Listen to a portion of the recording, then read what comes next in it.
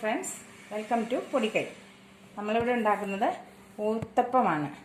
അതിനായിട്ട് ഇവിടെ 1 ഗ്ലാസ് പച്ചരി, 1 ഗ്ലാസ് പുഴുക്കലരി. ഞാനിവിടെ പുഴുക്കലരിക്ക് പകരം എടുത്തേക്കുന്നത് പൊന്നരിയാണ്.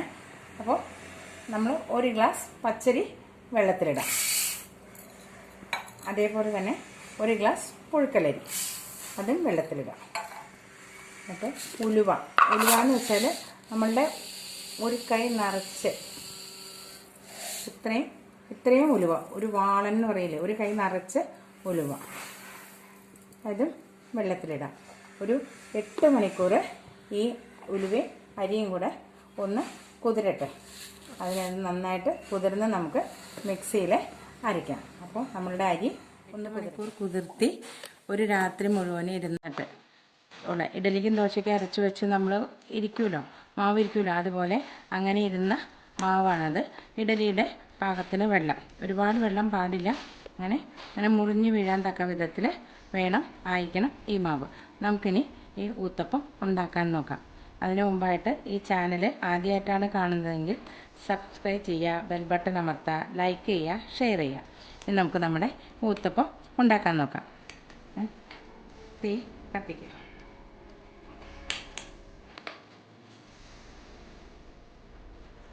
ഇതുപോലെ ഒരു കുഴിയുള്ള ചീനച്ചട്ടിയാണ് ഞാനിവിടെ എടുത്തിരിക്കുന്നത്. നമ്മൾ അപ്പച്ചട്ടിയാണെങ്കിലും കുഴപ്പമില്ല ഇതുണ്ടാക്കാനായിട്ട്.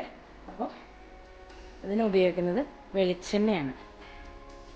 ഈ വെളിച്ചെണ്ണ, ടീസ്പൂൺ വെളിച്ചെണ്ണ അങ്ങനെ തൂവി കൊടുക്കാം.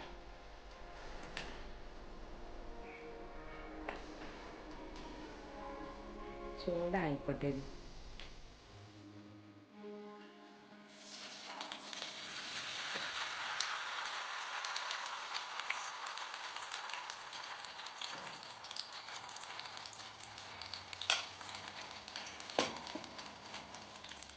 തീ കുറച്ചിടണം, ഒരുപാട് തീ പാടില്ല.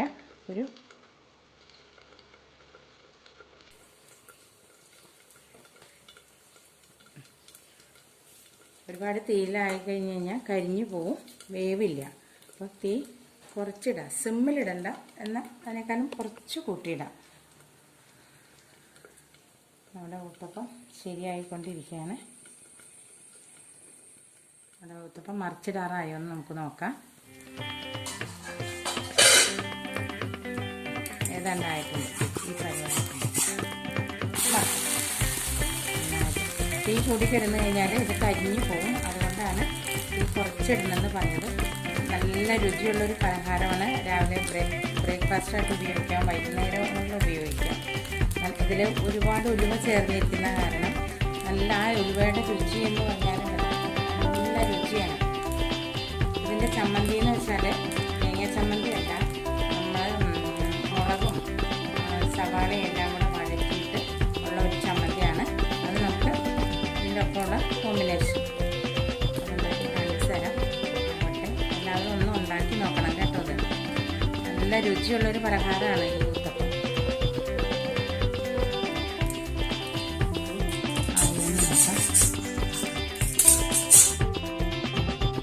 നമ്മുടെ ഊത്തപ്പം ശരിയായിട്ടുണ്ട്. അതുപോലെ തന്നെ ഇച്ചിരി കുറച്ച് കോഴി കൊടുത്താൽ മതി കേട്ടോ.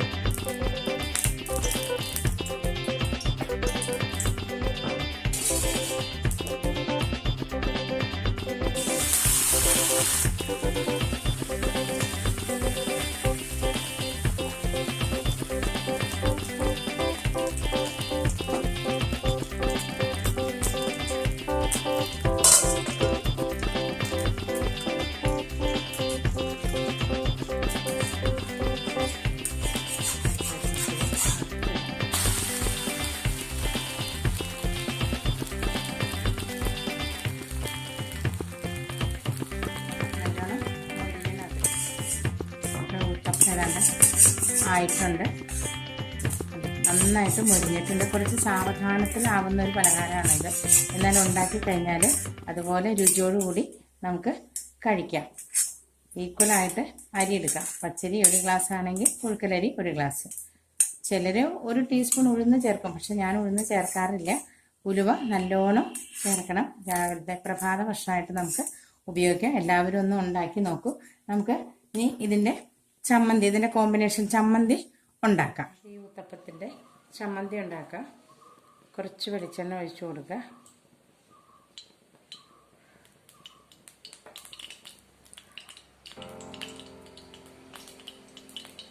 ഞാനിവിടെ ഒരു 8 മുളകാണ് എടുത്തേക്കുന്നത്.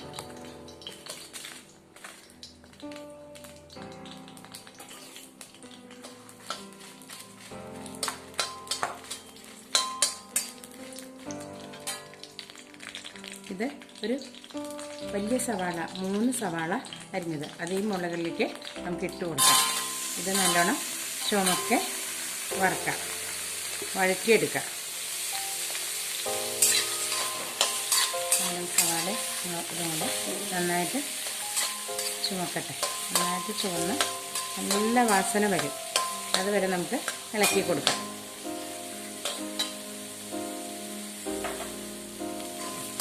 നമ്മുടെ സവാള ഏതാണ്ട് ആയി തുടങ്ങിയിട്ടുണ്ട്. ബ്രൗൺ കളറൊന്നും വരണ്ട, നന്നായിട്ട് വഴന്നാൽ മതി. ഇനി ഇതിലേക്ക് കുറച്ച് ഉപ്പിട്ട് കൊടുക്കാം.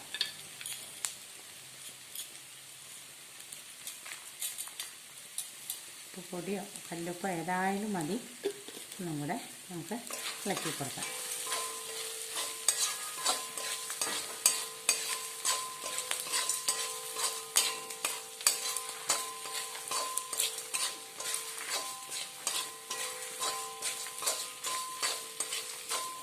ഈ ചമ്മന്തി ഊത്തപ്പം കൂടെ തിന്നാനായിട്ട് വളരെ രുചിയാണ്. എല്ലാവരും ഒന്ന് പരീക്ഷിച്ച് നോക്കാം. ആയി തുടങ്ങിയിട്ടുണ്ട്. ഇതിന് ഒട്ടും വെള്ളം ചേർക്കരുത്. ഇത് അരയ്ക്കുമ്പോൾ നന്നായിട്ട് അരയ്ക്കുക. ഒട്ടും വെള്ളം ചേർക്കാതെ നമുക്ക് മിക്സിയിലിട്ട് അരയ്ക്കാം. നല്ല ഊത്തപ്പവും ഈ ചമ്മന്തിയും കൂടെ കഴിക്കാനായിട്ട് നല്ലൊരു കോമ്പിനേഷനാണ് ഈ ചമ്മന്തി ഊത്തപ്പത്തിന്. ഇനി അഥവാ നിങ്ങൾക്ക് ഇത് ഉണ്ടാക്കാൻ പറ്റിയില്ലെങ്കിലും തേങ്ങാ ചമ്മന്തി ആയാലും യാതൊരു കുഴപ്പമില്ല. നമ്മളുടെ ഉലുവ എന്ന് പറയുന്നത് നമ്മുടെ ആരോഗ്യത്തിന് വളരെ നല്ലതാണ്. ധാരാളം ഉലുവ ചേർന്നിട്ടുള്ള ഒരു പലഹാരമാണ്. ആരും മടിക്കരുത്. ഒന്ന് ഉണ്ടാക്കി നോക്കിയിട്ട് അഭിപ്രായങ്ങൾ നിങ്ങളുടെ കമൻറ്റ് ബോക്സിലിടുക. എല്ലാവരും ഒന്ന് ഉണ്ടാക്കി നോക്കുക കേട്ടോ.